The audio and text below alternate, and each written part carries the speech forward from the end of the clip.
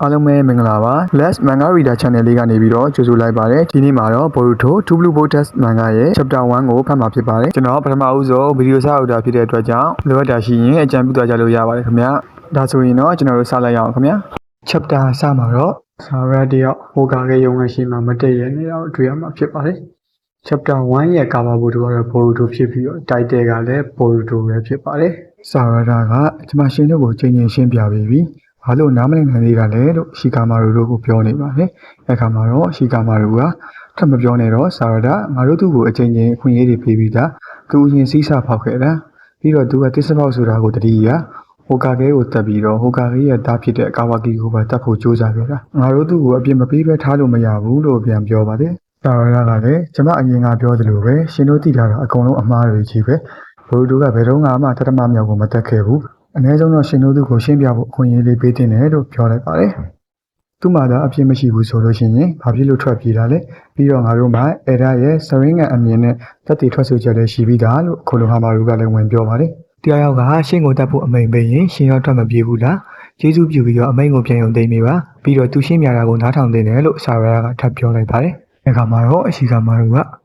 နားထောင်ဆာရယာဟိုတို့ကိုဖမ်းဖို့အရေးယူထားတယ်ဆိုတာကကိုနိုဟရဲ့ဥပဒေကြောင့်မှမဟုတ်ဘူးအဲ့ဒါကဒီကလူတွေရဲ့ဆန္ဒကြောင့်ပဲဒီမှာနေတဲ့လူတွေအားလုံးဒုတိယဖောက်ခဲ့တာကိုခုထိစိတ်ဆိုးနေကြတော့မယ်အဲ့တော့ငါမင်းကိုပြန်ရုံသိမ်းနိုင်အောင်မှသူတို့ကယုံမှာမဟုတ်ဘူးငါတို့ဒီအကြောင်းကိုပြောရတာနောက်ဆုံးပဲအခုမင်းရဲ့မရှင်ကိုပြန်သွားတော့လို့ပြောလိုက်ပါတယ်ဆာရယာကလည်းရှင်းကယုံနေတာပဲလို့ပြန်ပြောလိုက်ပါတယ်ကိုနိုဟာမာရူကလည်းဆာရတာကိုနင်ပြောနေတာအထမမြောက်တော့လို့တတိဝင်ပြီးတဲ့အခါမှာတော့ရှီကာမာရူကတော်ဖို့ပြောလိုက်ပါတယ်ပြီးတော့ဆာရတာကိုလည်းဆာရတာငါနင်းအတွက်စိတ်ပူမိတယ်ဒီတိုင်းဆိုရင်တော့ဟိုကာကဲဖြစ်ဖို့ကိုမေးလိုက်တော့နင်ကန်းနဲ့အဆင့်တက်ဖို့ပြီးဘာမှဖြစ်လာမှာမဟုတ်ဘူးလို့ပြောလိုက်ပါတယ်ဆာရတာကလည်းကျမအဖေကဘူဒူလိုမျိုးတစ်ချက်ပေါက်တယောက်ဖြစ်နေလို့လားလို့မေးလိုက်တဲ့အခါမှာတော့ရှီကာမာရူကလည်းငါပြောနေတာဆာစကေးနဲ့ဘာမှမဆိုင်ဘူးငါပြောနေတာကိုနိုကရှီနိုဘီတယောက်အနေနဲ့မင်းရဲ့အနာဂတ်ကိုပဲလို့ဖြေလိုက်ပါတယ်ဆာရတာကလည်းတတမမြောက်ကအရင်တုန်းကစီးကန်းဖောက်ပြီးအပြစ်ရှိခဲ့တယ်ကျမအဖေကိုပြန်ခေါ်လာနိုင်ခဲ့တယ်ပြီးတော့သူကဂန်းနဲ့အစင်ကနေပဲဟောကာကိဖြစ်ခဲ့တာကျမရဲ့ဆံပြပုဂ္ဂိုလ်ကတတမမြောက်ပဲရှင်းမဟုတ်ဘူးလို့ပြောလိုက်ပါတယ်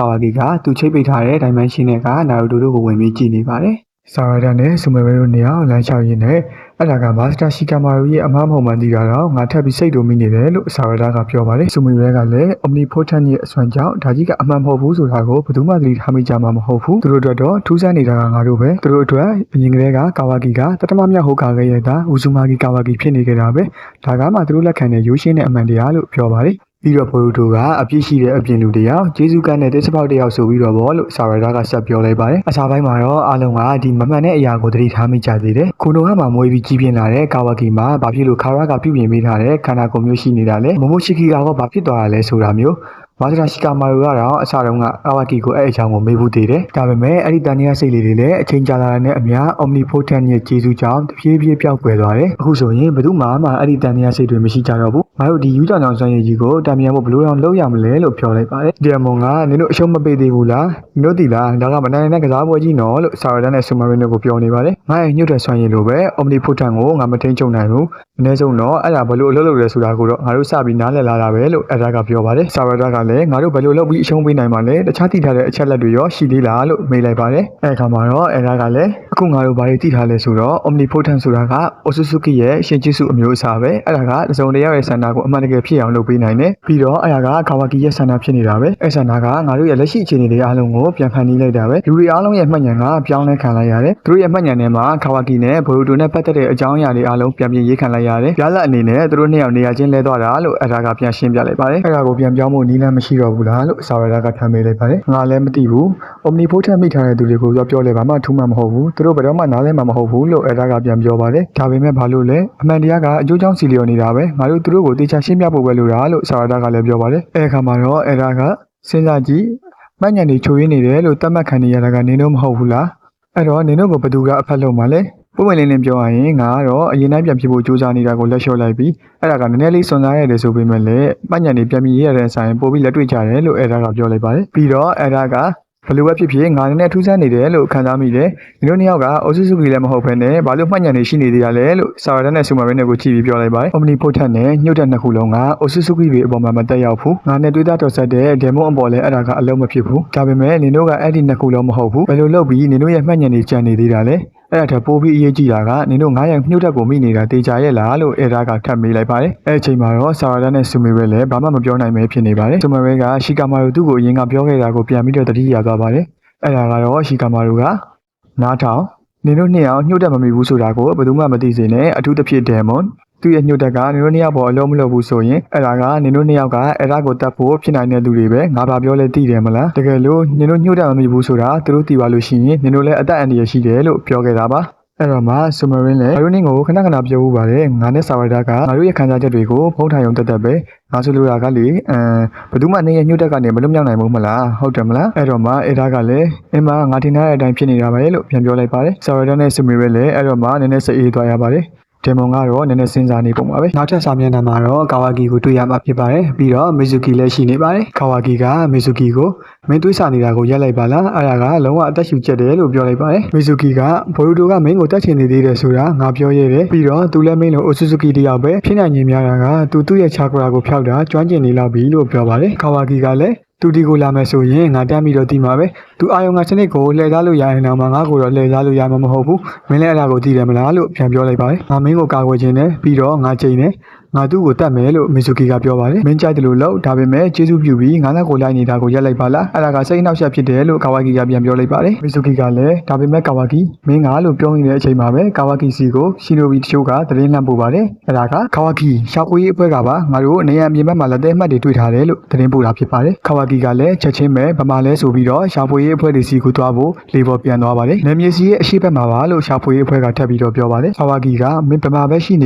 ေငါအဲ့ဒီကိုရအောင်လာခဲ့မယ်လို့ပြောပြီးတော့ထွက်သွားပါတယ်မီဇူကီကတော့မင်းကငါရဲ့လာမင်းပေါ်ကိုအလင်းအောင်တောက်ပနေတဲ့နေမင်းကြီးပဲအဲ့ဒါမင်းမဟုတ်ဘူးလားကာဝါကီလို့ပြောပြီးတော့ကြံခဲ့ပါတယ်ဟီမာဝရီကတော့ချိုချိုနဲ့ training လုပ်နေပါတယ်ဟီမာဝရီကချိုချိုရဲ့တိုက်ကွက်ကိုခုံပြီးတော့ရှောင်လိုက်ပါတယ်ပြီးတော့ရှူခန်နဲ့ချိုချိုကိုပစ်လိုက်ပါတယ်ချိုချိုကလည်းသူ့ရဲ့လူသားဘောလုံးပုံစံဂျူစုနဲ့ရှောင်လိုက်ပါတယ်ပြီးတော့ဟီမာဝရီကိုသူ့ရဲ့တပိုင်းတစကြီးထွားခြင်းဂျူစုနဲ့ဖမ်းလိုက်ပါတယ် training ပြီးသွားတဲ့အခါမှာတော့ရှီကာတိုင်းနဲ့အင်ဒိုဂျင်တို့ရောက်လာပါတယ်ပြီးတော့အဲ့လောက်အမြင့်ကြီးကိုမခုံတင်ဘူးလေဆိုလိုတာကနေရလှူရှားမှုတွေကအယမ်းမိုက်တယ်နင်ကကာဝါကီရဲ့ညီမလေးပဲလေဟုတ်တယ်မလားတိုက်ပွဲကောင်းတစ်ခုပဲနင်လုံနိုင်ခဲ့ပြီဟီမာဝရီလို့ဝိုင်းပြီးချီချူးစကားပြောနေကြပါတယ်ချိုချိုကလည်းဟီမာဝရီကိုညီမလေးပထမဆုံးကန်လိုက်တဲ့ကန်ချက်ကအယမ်းမိုက်တယ်လို့ထပ်ပြီးပြောနေပြန်ပါတယ်ထပ်ပြီးတော့ရှီကာတိုင်းတို့ကဟီမာဝရီကိုဟီမာဝရီညီမလေးကဘာဖြစ်လို့အယမ်းတမလာကျင်တာလဲလို့မေးလိုက်ပါတယ်အဲ့ခါမှာတော့ဟီမာဝရီကတမလာကျင်တာမျိုးတော့မဟုတ်ပါဘူးဒါပေမဲ့ညီမဒီလိုမျိုးခံစားနေရတယ်ဒါကိုပြောရင်ကိုလိုကမှရှိတဲ့လူတွေအားလုံးညီမကိုဝိုင်းပြီးအပြစ်ပြောကြလိမ့်မယ်ဒါပေမဲ့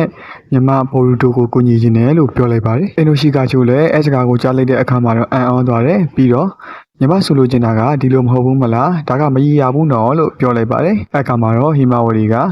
တောင်းပန်ပါတယ်ဒါပေမဲ့ဘယ်လိုပြောရမလဲရွာတွေကလူတွေသူ့အကြောင်းကိုဘယ်လိုပဲပြောသူကညီမသိထားတဲ့ပုံစံနဲ့လုံးဝကွဲပြားနေတယ်ဒါပေမဲ့သူကညီမအဖေကိုတတ်ခဲ့တာနော်မှတ်မိလားလို့ရှီကာတိုင်းကထပ်ပြောလိုက်ပါတယ်ညီမကတော့သူတတ်ခဲ့တယ်လို့မထင်ဘူးညီမဆိုလိုချင်တာကသူအသက်အန္တရာယ်ရှိရအောင်မှညီမနဲ့အဖေကိုကယ်ခဲ့တာကိုညီမမျက်လုံးတွေနဲ့ကိုယ်တိုင်မြင်ခဲ့ဘူးတဲ့သူ့လိုလူမျိုးကအဖေကိုတတ်လိုက်မှာမဟုတ်ဘူးအဲ့ဒီမှာနည်းနည်းရှင်းစရာလေးတွေရှိနေလိုက်မယ်ပြီးတော့အခုကိစ္စကြောင့်ဘိုရူတိုကဒုက္ခရောက်နေလောက်တယ်ပြီးတော့ညီမဒီလိုမျိုးခံစားမိတယ်အဲ့ဒါကညီမအဖေကတနေ့ရရမှာအသက်ရှင်နေသေးတယ်ဆိုတာပဲလို့ဟီမာဝရီကပြောလိုက်ပါတယ်ကာဝါကီကကလော့မတ်တွေကိုစူကောနာဟီကောနာနဲ့ချုံပြလိုက်ပါတယ်ကျေးဇူးပဲကာဝါကီဒါဒီနားတစ်ဝိုက်ကနောက်ဆုံးကလော့မတ်ပဲဒါပေမဲ့ငါကုတ်ကိုနားမလဲဘူးသူဒီနားမှာပေါ်လက်ပြက်လက်လုပ်ပြီးတော့ဘာဖြစ်လို့မတိုက်ခိုက်သေးတာလဲအထူးသဖြင့်အခုလိုအချိန်မှာပေါ့ငါကြားထားတာတော့သူထောင်ချီတဲ့စစ်တပ်ကိုရထားတာမဟုတ်လားလို့ရှာဖွေတပ်ဖွဲ့ကတယောက်ကပြောလိုက်ပါတယ်သူကဘိုရူတိုနဲ့ကြီးမားတဲ့ရန်ညိုရှိတယ်ဟုတ်တယ်မလားသူခုနိုဟာတဲ့အဲ့ဒါကိုပို့ပြီးဦးစားပေးနေတာဖြစ်နိုင်တယ်လို့နောက်တစ်ယောက်ကထပ်ပြောလိုက်ပါတယ်မင်းရဲ့ theory ကငါတို့ကအဲ့ဒါကြောင့်တိုက်ခိုက်မခံရသေးတာကံကောင်းပြီးဘိုရူတိုဒီကိုမလာသေးတာကိုပဲကျေးဇူးတင်ရမယ်ပေါ့လို့ကာဝါကီကပြောလိုက်ပါတယ်သူတို့အချင်းချင်းတိုက်ကြရင်ပို့ပြီးတော့ကောင်းမယ်လို့ရှီနိုဘီနှစ်ယောက်ကအချင်းချင်းပြောနေပါတယ်အဲ့အချိန်မှာပဲကာဝါကီကရှာဖွေတပ်ဖွဲ့ကတယောက်ရဲ့အင်ကြီးကိုလှမ်းပြီးဆွဲလိုက်ပါတယ်ပြီးတော့ငိမ့်ငိမ့်နေလို့ပြောလိုက်ပါတယ်ရှာဖွေတပ်ဖွဲ့ကနင်ဂျာကလည်းဘာလုပ်တာလဲလို့ကာဝါကီကိုမေးလိုက်ပါတယ်ကာဝါကီကအင်ကြီးခေါ်လန်ကိုဆွဲပစ်လိုက်တဲ့အခါမှာတော့ခလော့မတ်ကိုတွေ့သွားပါတယ်ခလော့မတ်တစ်ခုပဲ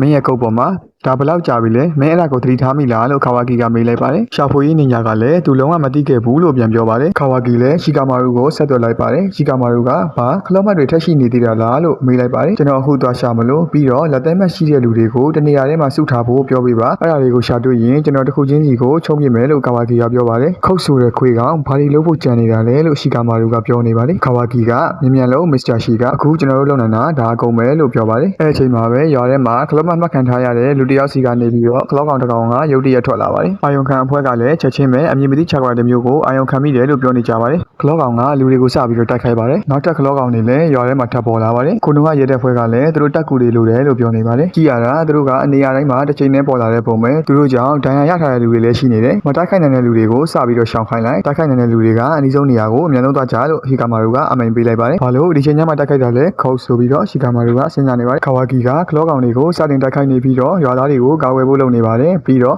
အခုပြေတော့ရှီနိုဘီတွေရဲ့အမိန့်ကိုလိုက်နာလို့ရွာသားတွေကိုပြောလိုက်ပါတယ်တခြားရှီနိုဘီတွေလည်းရွာသားတွေကိုကာဝယ်ဖို့လုပ်နေကြပါတယ်ဆာရာဒါလည်းရောက်လာပြီးတော့ခလောကောင်တွေကိုတိုက်ခိုက်ပါတယ်ဒါကအခုတ်ရခလောကောင်တွေကတကောင်ပဲသူတို့ဘဲကရောက်လာတာလဲလို့ပြောပါတယ်ပြီးတော့ခလောကောင်တကောင်ရဲ့ခလောမကနေပြီးတော့နောက်ထပ်ခလောကောင်တွေထပ်ထွက်လာတာကိုတွေ့လိုက်ရပါတယ်ဆာရာဒါလည်းသူတို့အချင်းချင်းနေရာကူးပြောင်းမှုသုံးနိုင်ကြတယ်ဆိုတာကိုသိသွားပါတယ်အဲ့ချိန်မှာပဲခလောကောင်တကောင်ရဲ့ခလောမကနေပြီးတော့ခုတ်ထွက်လာပါတယ်ပြီးတော့ဆာရာဒါကိုတွေ့ရတာဝမ်းသာပါတယ်ဥချီယာဆာရာဒါလို့နှုတ်ဆက်လိုက်ပါတယ်ဆာရာဒါကအနင်ဘာလို့ခြင်းလို့လဲလို့မေးတဲ့အခါမှာတော့ခုတ်ကငါဘိုးတို့ကိုရှာနေတာလို့ပြန်ပြောပါတယ်သူဒီမှာမရှိဘူးသူဒီကထွက်သွားတာ3နှစ်တောင်ရှိပြီလို့ဆာရာဒါကပြောပါတယ်ခုတ်ကလည်းငါအဲ့ဒါကိုသိတယ်ငါသူ့ကိုနှစ်နှစ်လုံးလုံးလိုက်ချနေတာပြီးတော့ငါပင်ပန်းနေပြီလို့ပြန်ပြောပါတယ်သူဒီမှာမရှိဘူးလို့ငါနင်းကိုပြောပြီးသားအဲ့တော့အနေတခြားနေရာကိုသွားရှာလိုက်လို့ဆာရာဒါကထပ်ပြောပါတယ်အဲ့အခါမှာတော့ခုတ်ကငါရှာတာကိုရက်လိုက်ပြီးအဲ့အကြောင်းငါဒီကိုလာခဲ့တာပဲသူဂယူးဆိုင်တဲ့သူတငယ်ချင်းတွေကိုအတုံးချပြီးတော့သူ့ကိုခေါ်ဖို့ငါစဉ်းစားနေတာနင်ကနေစလိုက်မယ်နင်လက်ပအွန်လိုင်းမို့တော့ငါမျှော်လင့်နေနော်ဒါမှအဲ့ဒါကသူ့စီရောက်မှာလို့ပြောနေရင်လည်းဘော်ရူတိုကခုတ်ဘော်ကိုရုတ်တရက်ရောက်ချလာပါတယ်ဘော်ရူတိုကအပေါ်ကနေပြီးတော့ခုတ်ရဲ့မျက်နှာကိုနင်းထားပါတယ်ပြီးတော့မင်းရဲ့အဲ့ဒီမကောင်းတဲ့အတွေ့အကြုံကြောင့်မင်းကိုမင်းကလေးတွေကမကြိုက်တာလို့ပြောလိုက်ပါတယ်ခုတ်က